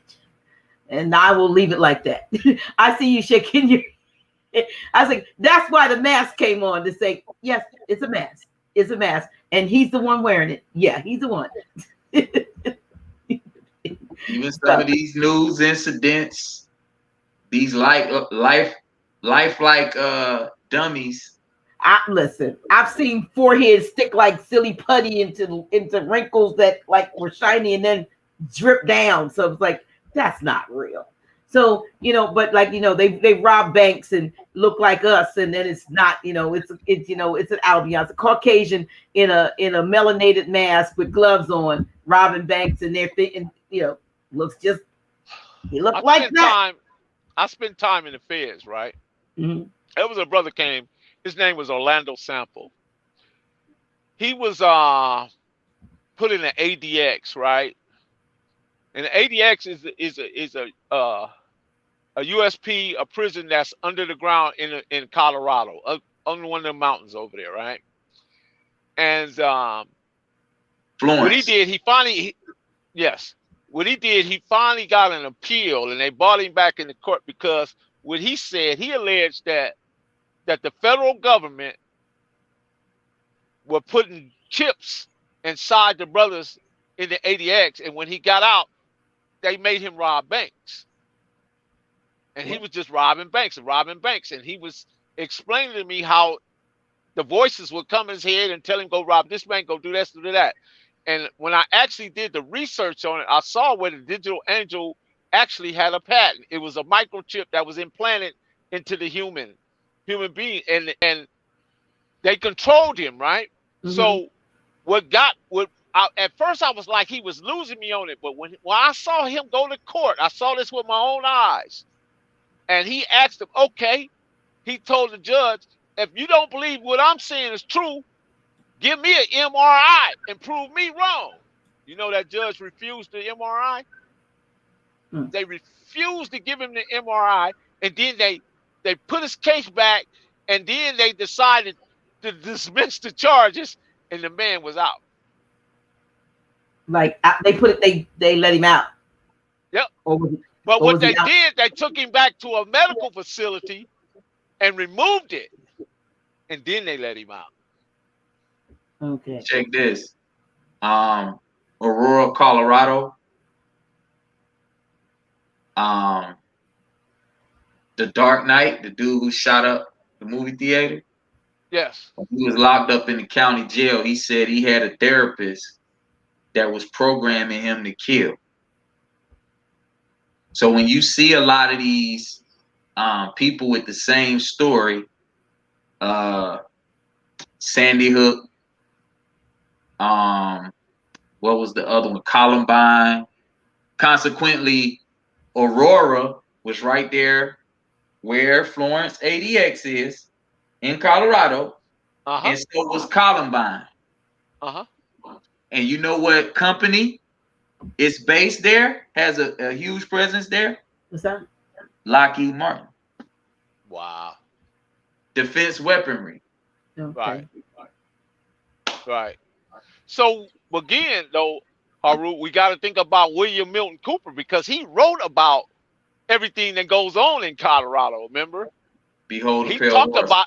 Yes, and then he left here kind of mysteriously under circumstances that were not explainable. Yeah.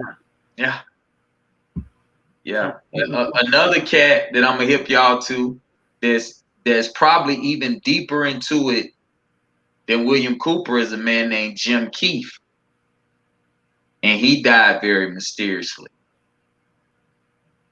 And all of his books are about psyops and mind control. You can't tell their secrets and keep living, that's for sure. I ain't gonna lie to that. Secrets, not them kind of secrets.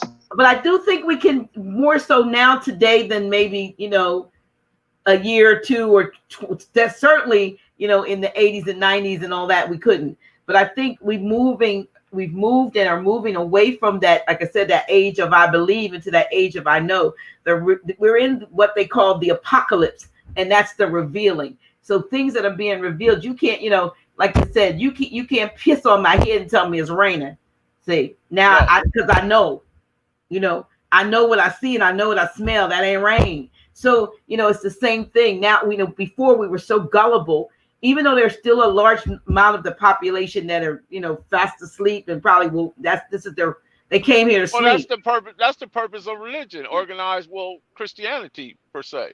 It's the purpose of it. yeah, so it's basically a thing where now folks are open. Like for instance, my 19-year-old granddaughter stopped by yesterday. Shout out to Dee Dee. And she came to pick up her birthday card. My mom put a few dollars in there. So, but we sat here. Put a few dollars in there. Of course you do. But we sat here and had a conversation that lasted about a half hour, maybe a good hour or more, until my appointment showed up for her scan. But we had this conversation, and I had to pour. It's like I had to pour all this truth into her, and she was eager to learn. She's like, "Mom, I didn't know that." She's like, "I didn't know that." And I'm very concerned because she got a job, and the doctor convinced her that she needed to take the shot. She hadn't talked to me because she has a history of asthma, and so I was, not happy about that. So, I mean, I told her how I felt about it, but I told her about something that I found out about from the Albions, and I told her dad about it, and he says, get it for her, because it over a 3-month period, it will clean it out. It will get rid of it, the effects of that. But they convinced her that, you have a history of asthma. The hospital didn't make her do it, but encouraged her to. The doctor, they use the doctors, to kind of tell you should. But fortunately, she's not having any side effects. Watch this, Dr. G. Watch this, Dr. G. Why is it that let's think about the FDA, right? The FDA is the Food and Drug Administration. Why are those two administrations together? Shouldn't they be separate? You would think. One would think. So why are they together? Because the food has things in it that will affect the physiology and so forth. Exactly. So that's on purpose. That's not no coincidence. That's on purpose. But that's why so we're waking up, though. That's what I'm saying. People, we just come out of the year of perfect vision. 2020 was a year of perfect vision. But how many saw? How many, though, in that year of perfect vision really saw, percentage-wise, what was going on? A lot of folks were still in La La Land and believing that, Well, that was the purpose of the EDD and the PPP. All that stuff is to keep you in La La Land. If you fell for it. But now what it is too, we gotta understand is there's some people just ahead of the curve. True. So in the apocalypse, the word apocalypse comes from the word epoch. The word epoch is where they get the word epic, and it's a 25,920 year cycle of the sun. So that would be the precession of the equinox. Right. So that's why the Mayan calendar said the world's going to end in 2012, and all of these different things is taking place now. So in all actuality, what we have to be mindful of is that when we start to see people who have been under a religious system or a spiritual belief system their whole life, and they in their 50s, and all of a sudden you see them on their Facebook page and they sharing Bobby Hemmett videos or whatever the case may be, right? We just have to be mindful of the fact that the cosmos is going to govern everything anyway, right? And we went from I believe that I know for a reason, right? And the ruling planet of Saturn, right, is the wisdom. Saturn is always shown as the old man for a reason. Father Time, Chronos, is Saturn, right? So if we truthfully understand what's transpiring as we go back into that particular ruling planet, that's the whole thing with Jesus and Peter too, by the way, because Peter is Pater, which means father in Greece, right? It's a war between Jupiter and Saturn. It's actually an 8,460 year war that we're witnessing, because we're going from the age of Pisces, which is 2,160 years, to the age of Aquarius. Pisces is ruled by Jupiter. Aquarius is ruled by Saturn, right? Then we go into Capricorn, which is ruled by Saturn. And then we go from Capricorn to Sagittarius, which again is ruled by Jupiter. Oddly enough, the only two zodiacs, those two planets rule those four zodiacs. And when you go in astrotheology, which means you go backwards through the zodiac, you're actually dealing with those two planets for 4 consecutive cycles. So that's why the mantra in the Bible, get behind me, Satan. If people understood that Jesus, Zeus is Jupiter. So that's the Pisces. Right. Right. That's why everything about Jesus is belief. Right.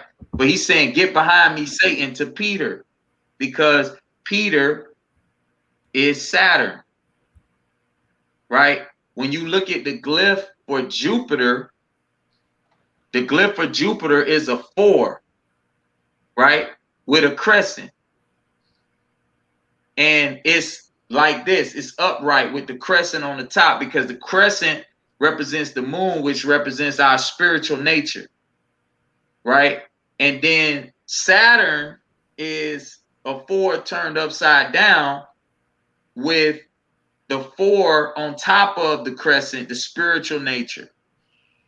So to understand those teachings and to understand what they really all about will help one to understand why these things are happening in the way that they're happening. You know, but we're going from an age of abundance to an age of restriction. So that's why the mask. Mm-hmm. That's why they saying, oh, it's going to be a shortage in food. Oh, the gas line. Somebody. The largest meat producer just got hit with a cyber attack. Yeah, okay, good thing I don't like meat anymore. Yeah. So that's all. So now we're going to raise. Sorry to take away from the show to go into that, but you know, I think it's important we know. It is. No, this is information, inspiration, confirmation, whatever it is the folks need. Look, we'll pull it out of you. Are we in the age of information? Absolutely. Okay. Yeah. Absolutely. Yes. But is there any more questions in there while we go on? Let me go and let me see. I mean, there's comments galore, because you I don't know whether y'all are on the computer or what, because you can always see the comments over and over, right? But yeah, I'm on the phone, so I don't see anything. Yes, let me see. This is what it says. Okay, drive back. Somebody said Jesus is justice in the comments, and I understand that doctrine very well. And they'll have to read my book to get a full breakdown on that, the next book that I'm coming out with. But also understand that when you read these things, they have layers of interpretation. The religious books were written in something called the trivium and the quadrivium, or the 7 liberal arts, or the 3 and the 4, trivium 3, quadrivium 4. Right, and that's what we was talking about the other day, Melly Mel, when I was breaking it all. Right. Yeah. I just hit me when you said it. Right. So you have a level of interpretation for every chakra in the Bible. You have a root level understanding, right? You have a solar plex, right, all the way up to a crown.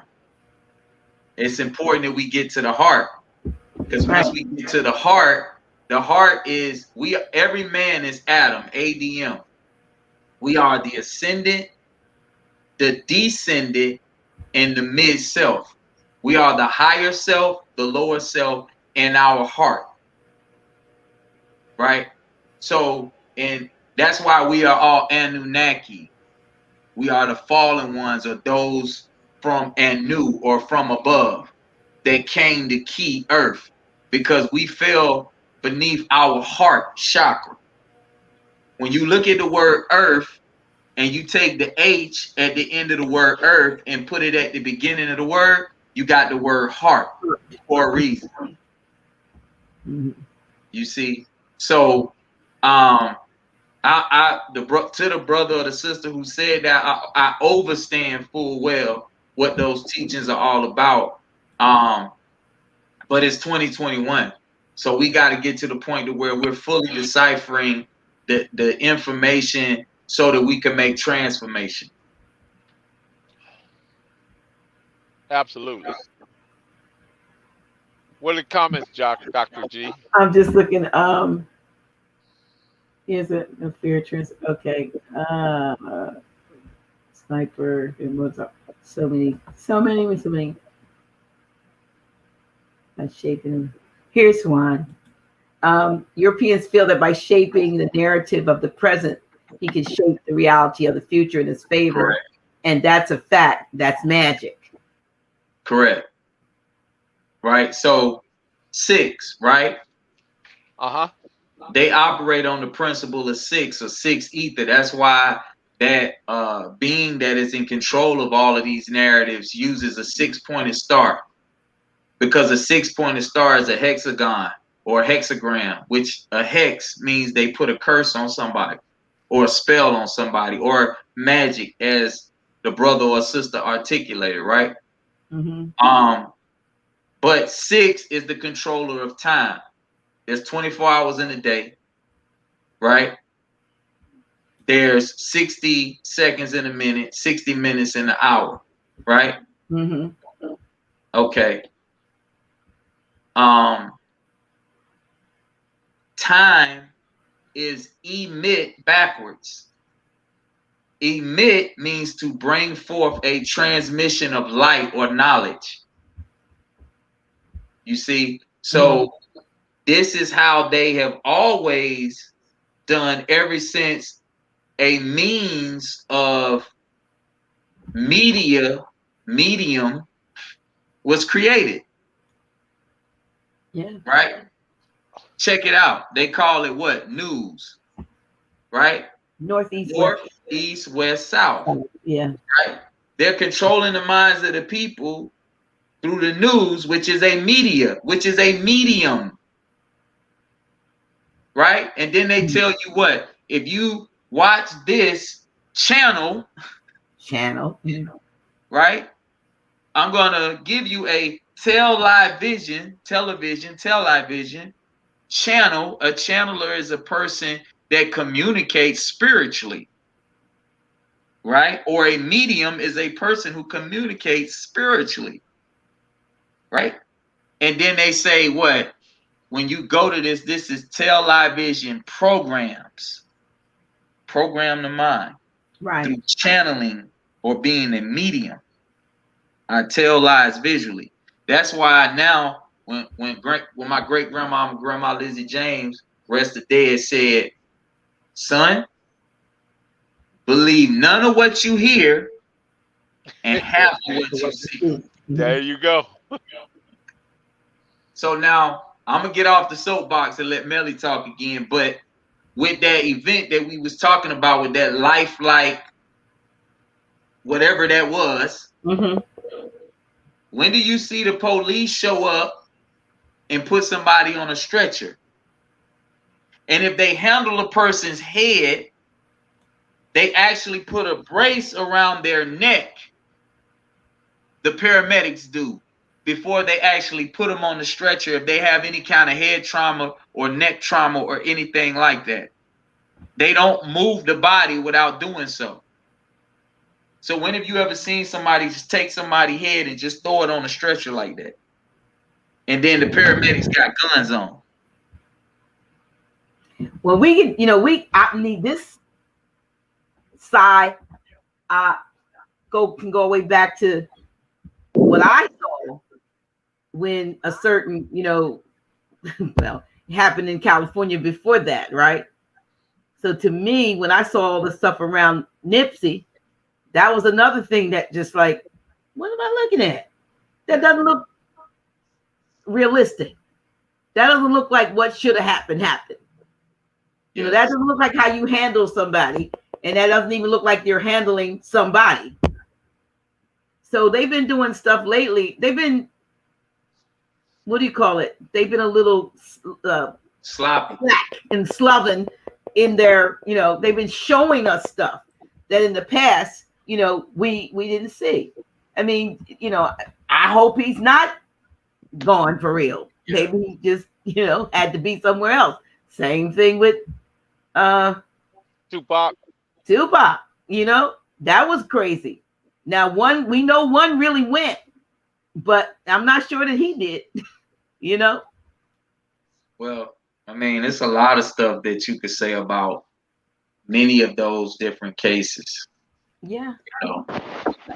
Hey, Dr. G, I got an early morning rise and I gotta get out of here, but guess what? We only got 5 minutes. Okay, so well, cool. Can I also drop my information where they can locate me at? Well, sure. if they look down in the description of the show, I have the link to your YouTube page and something else in there. I did do that. So you do great work, Dr. G. I appreciate you. You're so welcome, and I appreciate you for coming on the show. Man, it's been a real pleasure. I enjoy your show. I think that we should come on often as possible. As often as you have us. Sure. We'll have you back. Come and give us some updates, and or if you have some information you feel like the audience would need to should hear and know. One of my goals is I want to come to New York. I want to come to Jersey, Delaware. I want to come to the East Coast and make sure we educate these brothers because they follow some things that people gave them that wasn't correct. Right. You know what I mean? And they following it, and it just based on hip hop, it's not right. And we just want to get that together. We want to get on code with our brothers and sisters. Absolutely. With these last 4 minutes, either one of you, DeWayne or Professor. I'll let the OG go first, always. All right. All I just want to say to our brothers and sisters that we are light, we are life, we are love, we are beauty, we are the sweet truth, and we are our joyful thoughts. And we see only the enlightened. My will and your will are the same. As we live from our heart, we give love to the world. Ashe. That's a great soul right there. Man, first off, we'll come back whenever, and hopefully we'll be able to bring some more of the family, together, so that we could further discuss what it is that we're working to accomplish. But for all the brothers and sisters that are paying attention and are listening, I want us to get to the point to where we have unconditional love and righteousness in our heart for our people, because we can't write the youth off. At one point in my life, I was misguided. And if it wasn't for a brother that gave me those 1 and 2 jewels that made me start to think and ponder things and think in a different way and view things in a different way, that led me on my quest to learn the things that I've learned now, and to be able to write books and to be able to communicate about all of the different things that I learned, what would have happened? Because when this brother met me, I was selling dope. And everywhere I went, I had 240 cows on me. So this brother saw enough beauty in me and enough intelligence in me to interact in me in a way to give me some sort of spiritual insight that actually put me on my path. So and at that time I was different. Yeah. You know what I mean? So I want all our brothers and sisters to realize that it's some roses that's growing from that concrete. And we got to try to find them. We got to try to cultivate them, and we got to try to pour water on them and make sure they get the right sunlight so they could grow to be something more than what this system has written them off to become. And that's amazing. That's good. I mean, you're a living testimony of the power of what somebody taking an interest in somebody else can do. A sincere interest. It's Correct. all interest, not sincere interest. Correct. Correct. Professor, you had something else you wanted to say? No, I just, I was just thinking about what the brother said. But back to your question earlier, a man can lead, but it was a woman that drew the map. Okay. Oh, we always say you might be the head, but it's the neck that turns the head. There it is there. One more thing, Dr. G, we also have on IG, United Streets of America, Facebook, United Streets of America, and YouTube, United Streets of America. Well, I didn't have that, so I didn't put that up. But yeah, United Streets of America 99, as a matter of fact. Well, I didn't put this up, but I was just gonna throw a commercial up right quick too as we end. Okay. We're at the 2 hour mark, but I have a new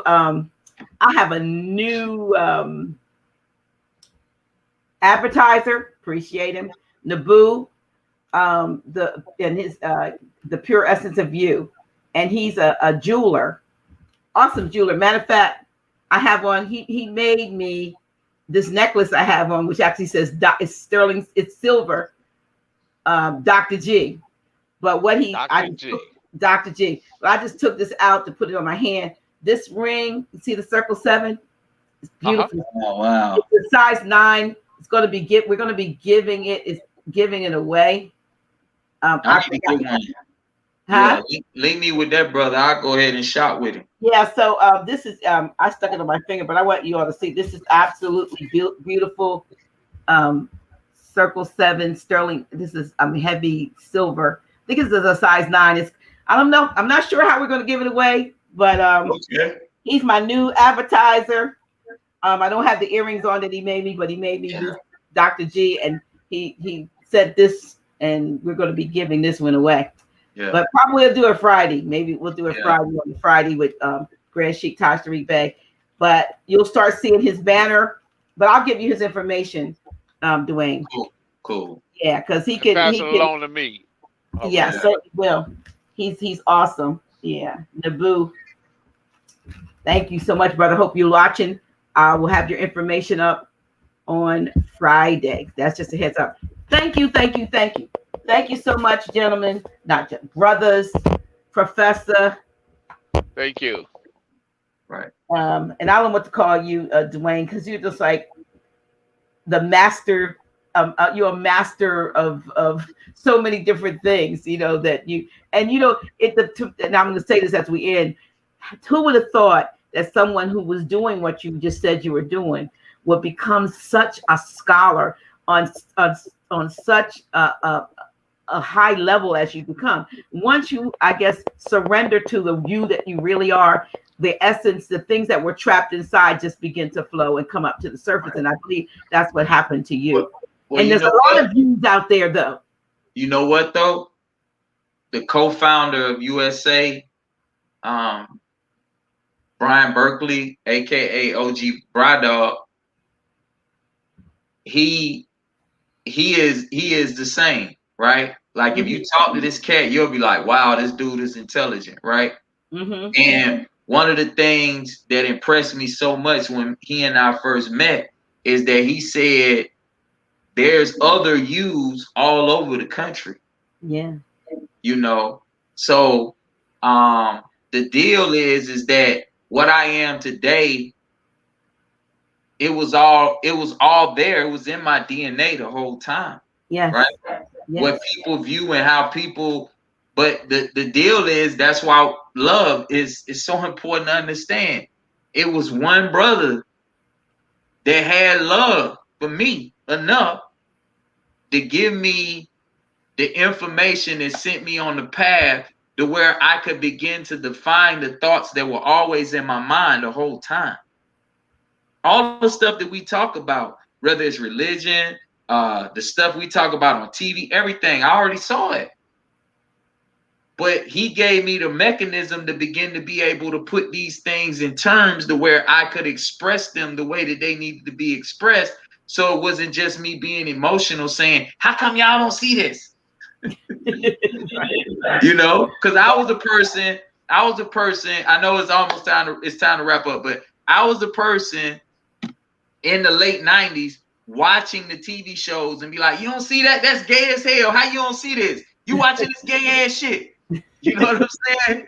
And, how you religious and how you believe in the Bible and how you believe in God and you watching this shit gay as hell. That's how I used to be all the time about everything. You know what I'm saying? So this cat who loved me the way that he loved me, to give me the guidance that he gave me, it allowed me to now be able to learn what I needed to learn, to where I could express whatever it was that I was seeing with wisdom. Right. And that's important. That's important. That is important. Well, listen, I know you got to go, Professor. We're going to let you go. And all of you all, please, did I just turn off my please make sure we want to get over to my new channel as soon as possible for my esoteric type stuff. So if you would go over to YouTube and type in a search for DRGISOFFICIAL, which spells Dr. G is official. It's not the Darius is official when it comes to pop up, but Dr. G is official. We're like halfway there. I need I'm thinking about putting some little, a couple things up that I'm just talking so that I can have something on there. And who gets 500 though subscribers with no content? So I'm not complaining. I want to do lives over there. So I just need you all to go over there. This channel again is not going away. I keep trying to say that. And if it was going away, then you would probably want to hurry up over there anyway and make sure you got to come back on the Alchemy Hour with your poetry book too, Dr. G. I ain't forgot. Yeah. You invited me, but we haven't gotten a date, and I certainly would love to. We'll figure it out sometime. And I thank you. You even moved your day to Wednesday, so it didn't conflict with Tuesdays. I appreciated that. Right. I appreciate that. Anyway, please go over there to Dr. G's official. I want to say thank you to all the advertisers and supporters and all of you. I call them, I don't know what they want to be called, but they my people my people in the chat. Thank you so much, and thank you for appreciating what was shared today. I love you. I didn't have to. This was just great. This was just great. This was great. And I like it. No negative faces up there. Sometimes I get the mean faces up there, but none. So this was good, brothers. All right. Until next time, till we come back, I'll be back on Friday with our beloved National Grand Sheik Taj Tariq bag. And one more thing before we go, Dr. G. Sure, come on. Shameless plug. I forgot to plug my clothing line, Camino Clothing. It's on Facebook. And they can hit me up. Tell us what Camino means, because you told me. Camino is the four creative on there, right? It's four, Camino. It's the 4 creative cycles of evolution that we went through on the planet, that we go through in our mother's womb. And it's 2 for each 4 sets. So we always believed or practiced duality. So it was Noon and Noonet, Kek and Keket, Het and Het, and Amun and Amunet. So the deity Amun or Amun-Ra was the final set.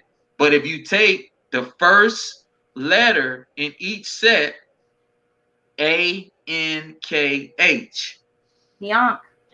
Ankh. Yes. Yeah. Amun, Noon, Kek, and Het. Ankh. Life. Okay. All right. Awesome. I guess I'll have to get me one of those shirts too. I got you. Just hit me up, Dr. G. All right. Anybody who want to drip, I'm on DeWayne Hendrix on Facebook. Just holler. All right. Peace and love. Peace and love. Peace and love. Peace and love.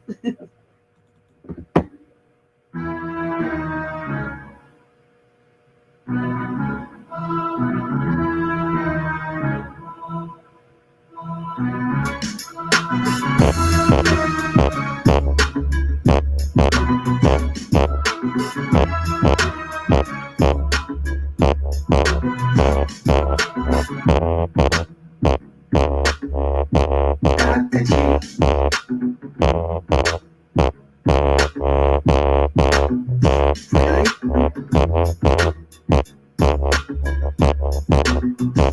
Yeah,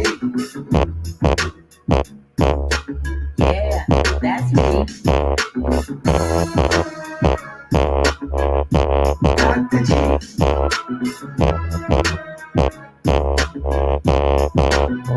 Really? Who's she? Yeah, that's me. Dr. G.